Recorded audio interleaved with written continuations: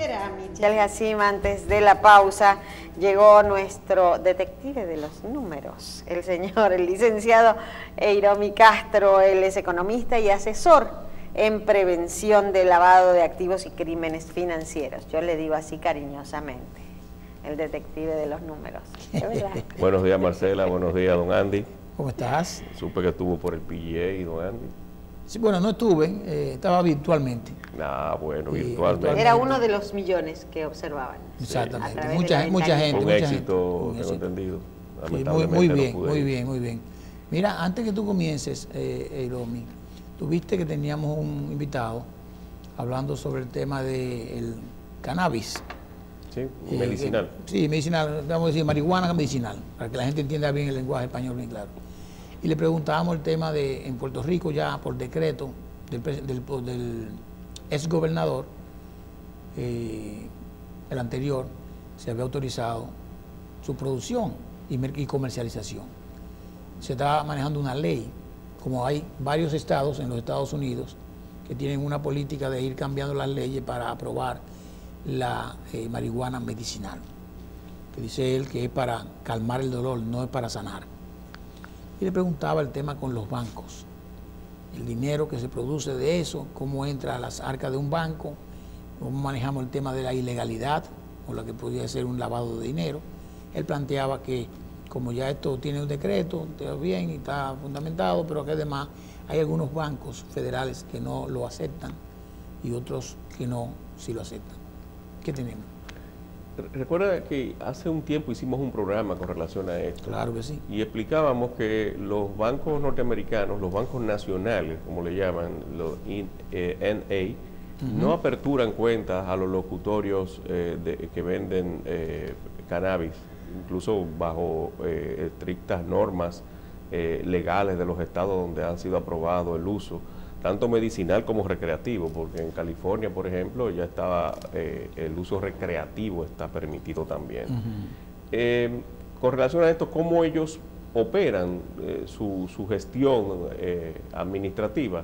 A través de bancos regionales y bancos locales. Tú sabes que en Estados Unidos hay tres tipos básicamente de bancos: los nacionales, que pueden operar en todo el sistema federal; los regionales, que pueden operar en una región o en un estado, estatales; y los locales, que son banquitos pequeños que aparecen en las localidades. A veces visitamos una localidad y vemos un banquito de esos pequeñitos con un nombre muy particular, ¿verdad?, que es solamente del sitio. Sí. Entonces, estos bancos son los que le aperturan cuentas a estos establecimientos. Que en definitiva se benefician y tienen un crecimiento. Y los bancos nacionales no le aperturan cuentas porque ellos operan, o sus casas matrices están en estados en donde no está permitido, entonces, y eso viola la ley.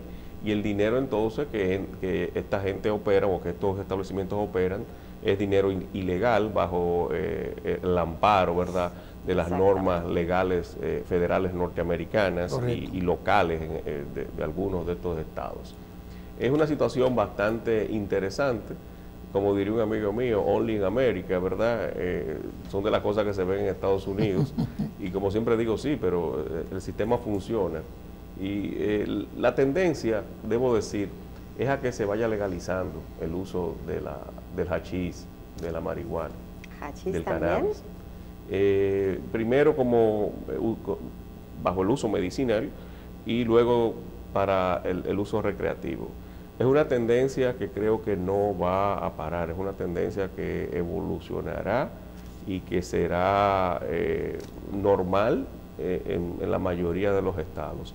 Como siempre digo, el problema es que la marihuana es una droga de iniciación y ahí entonces las personas tienden a utilizarla e iniciarse y mutar a otras drogas más fuertes y más dañinas que la marihuana.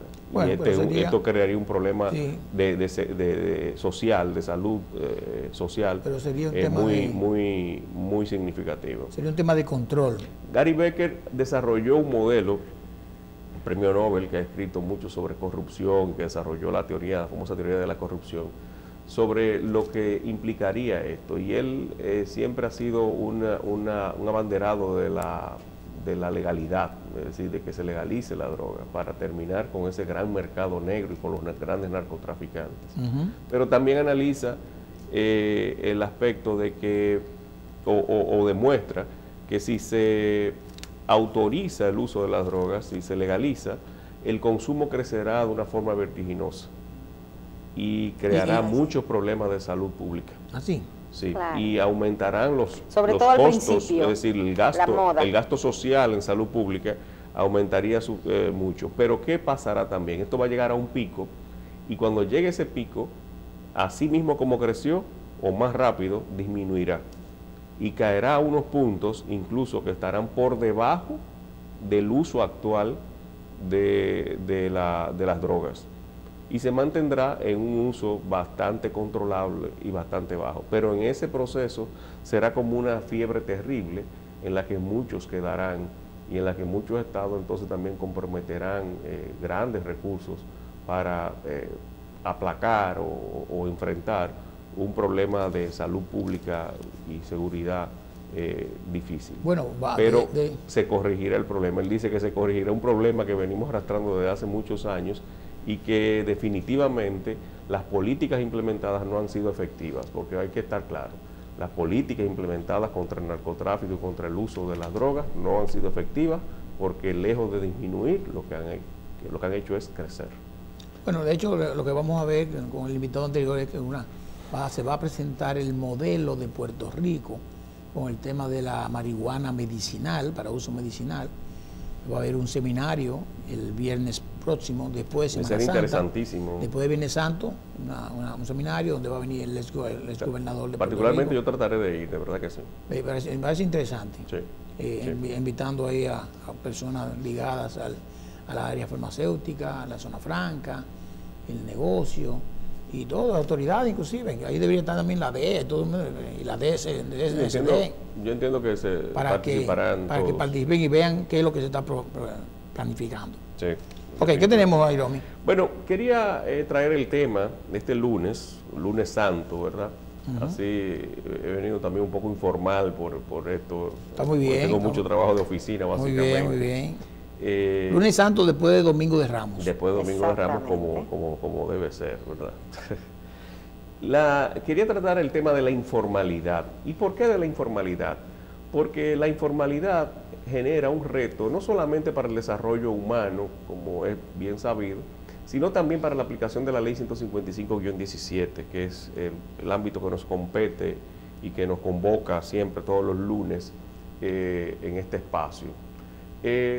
La informalidad genera evasión, puesto de que no hay registros, y la informalidad campea en nuestro país. Básicamente, la informalidad representa el 58% del comercio. Es decir, el 58% del comercio es informal en la República Dominicana, según los últimos estudios. El año pasado, el sector privado creó 121.000 nuevos empleos, de los cuales el 85% es informal. Y el Estado creó 44.000 nuevos empleos. El líder como sector en creación de empleos en términos particulares. Esto, como les digo, genera un gran reto para las autoridades, básicamente para lo que es el cumplimiento de la ley tributaria, las leyes tributarias, y también para el cumplimiento de la ley 155-17, porque el delito tributario está previsto como un delito precedente del lavado de activos. Así es. De aquí esto genera muchos inconvenientes y muchas incertidumbres en lo que son el sector comercio, el sector que es básicamente donde se generan la mayoría de estas empresas y se genera esta gran informalidad. ¿Por qué? La tendencia a la informalidad se da porque no existen los incentivos suficientes y adecuados para que se formalicen. Y debo decir que las autoridades en los últimos años han tratado de mejorar estos procesos. Es decir, ahora mismo es mucho más fácil establecer una empresa que hace 5 o 10 años, pero todavía existen muchas trabas. Entonces las personas, los inversionistas, los elementos económicos perciben esto como una traba y lo perciben también como un aspecto que aumenta los niveles de costo. Por lo tanto, prefieren irse a la informalidad, es decir, no declarar el negocio que están haciendo, iniciar un negocio sin los debidos registros. Todo esto genera una economía subterránea, informal, y un proceso de generación de riquezas que no están debidamente registrados. Por lo tanto, chocamos ahora con las cifras oficiales, donde también dan una cifra de la informalidad en función de los aspectos que ellos ven, de la velocidad del dinero, de una serie de indicadores y variables que se van dando también en otros sectores, pero que al final, cuando comparamos una cosa y la otra, por ejemplo, el informe de CRES sobre la informalidad, que fue presentado la semana pasada, interesante, sí. Y cuando analizamos también el informe muy bueno que hizo la Unidad de Análisis Financiero, me alegra muchísimo ver algunos estudios que han ido desarrollando, como lo del riesgo de terrorismo y financiamiento del terrorismo, la UAF. el riesgo, sí, la Unidad de Análisis Financiero, como el riesgo también de lo que es la informalidad y la bancarización en nuestro país, que debo llamar la atención en algo porque he visto una falta recurrente, incluso con técnicos, y debo llamar la atención con esto. Me da un espacio, un paréntesis. No es lo mismo bancarización que inclusión financiera. Inclusión financiera implica que el participante en el sistema tenga un crédito o adquiera un crédito o sea partícipe de un crédito. Bancarización es simplemente tú tener una cuenta. Un depósito. Y la bancarización aquí, según el ABA, la Asociación de Bancos Comerciales, anda por un 54%. Ahí viene la situación de la persona económicamente activa. Bueno, de la población económicamente activa, claro, pero es básicamente no de la población económicamente activa, sino en función de las transacciones comerciales y económicas que se dan en el sistema comercial económico de la República Dominicana. Sí. Estamos participando en una serie de debates con FENACER, la Federación Nacional de Comerciantes de la República Dominicana, que quizás es uno de los gremios más grandes que existe en el país. Realmente me he quedado sorprendido cuando estamos trabajando ahora y estamos haciendo una serie de estudios sobre la informalidad y cómo afecta la ley a sus asociados. Sí. Los asociados de FENACER son muy diversos, muy diversos. Ahí aparecen desde inmobiliarias que son sujetos obligados hasta colmados que no son sujetos obligados. Yeah. Y aquí viene otro aspecto que quería tocar en el día de hoy. ¿Cómo afecta a los no sujetos obligados la ley? Bueno, los afecta si tienen vínculos con sujetos obligados. Y esto creo que lo hemos tratado también en otros programas. Por ejemplo, los ferreteros, que no son sujetos obligados, pero la mayoría de sus clientes y sus clientes más fuertes, es decir, los clientes más significativos de las ferreterías, son quienes, constructoras, que sí son sujetos obligados. Por lo tanto, las ferreterías tienen un alto riesgo de que se le afecte el riesgo reputacional y el riesgo de vinculación.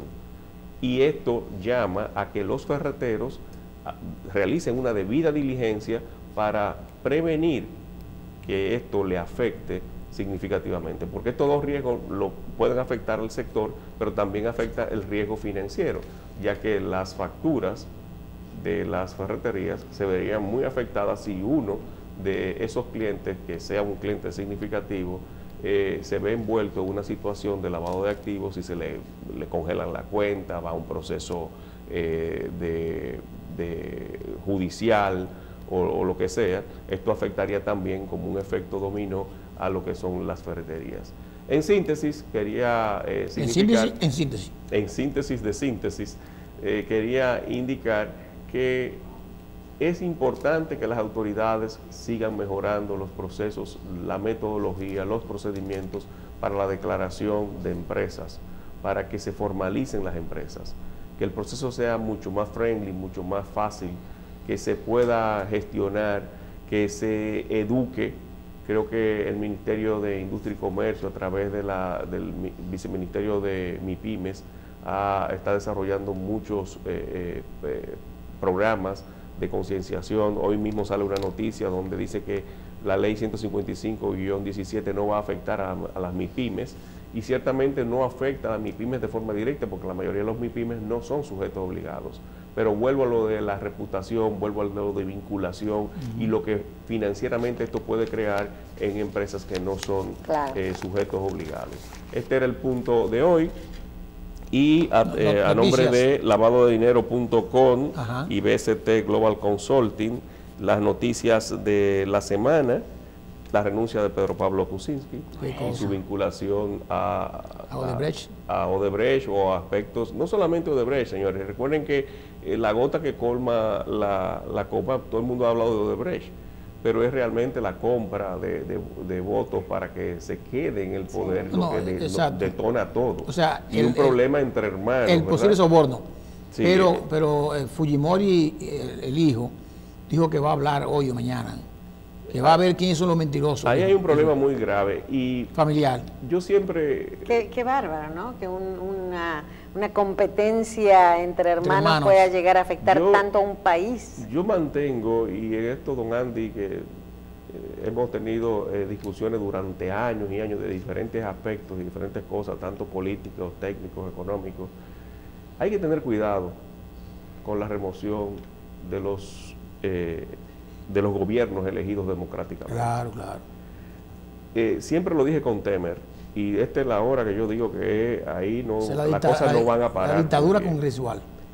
Sí, pero si existe el dolo, si existe la situación, se comprueba. Hay que actuar y hay que hacer cumplir la ley, porque somos institucionales, y en eso no hay ningún tipo de problema. Ahora, ¿quiénes son? Por ejemplo, en Brasil, quienes propugnaron por eso eran tan corruptos como la misma Dilma. Con Dilma. O peor. Que Dilma lo que cometió fue un error en asuntos presupuestarios. Y estaba establecido que si eso pasaba tenía que dimitir, y así fue. Con esto también, aquí hay que tener mucho cuidado, porque nosotros aquí en el año 63 sufrimos un golpe de Estado que nos hizo retroceder bastante.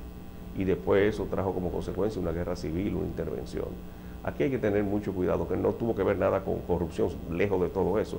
Pero los gobiernos democráticos elegidos por el pueblo, eso se debe tener mucho cuidado. No estoy diciendo que estuvo mal o que estuvo bien, sino que mucho cuidado, llamo la atención con relación a esto. Algo muy importante también es que en la lista Clinton o en la lista OFAC de los Estados Unidos hay aproximadamente más de 800 empresas colombianas, realmente 829 empresas colombianas, lo que debe llamar la atención a las personas que tienen negocios con empresas colombianas, a verificar si esas empresas que son clientes o que son suplidores están incluidas en la lista Clinton. Y finalmente, a propósito de lo que era el tema que nos convocaba hoy sobre la informalidad, sobre la aplicación de la ley y el uso del efectivo, en Israel se aprobó una ley de restricción del uso del efectivo. Apoyamos la restricción del uso del efectivo, porque los pagos a través de medios nominales, medios de pago nominales, generan más transparencia, mucho más transparencia. Pero hay que ver cómo se aplica eso en función de la realidad de cada una de las economías. En una economía como la nuestra, donde el 58% aproximadamente es informal, esto te dice a ti que muchas transacciones todavía se hacen en efectivo. Y de aquí que haya una disparidad entre las cifras oficiales y las cifras que hacen algunos organismos encargados o que se dedican a el estudio de la economía en la República Dominicana, como CRES ha emitido en su último informe sobre la informalidad. Bien, muchísimas gracias por sus comentarios del día de hoy. Feliz Semana Santa, prudencia a todos los dominicanos y que Dios le bendiga en abundancia. Amén. Gracias igualmente. Don Andrés, nos vemos mañana si Dios lo permite. Nos vemos mañana. Vamos a hacer una pausa, venimos inmediatamente, porque viene ahora el segmento de Quiero ser tu representante.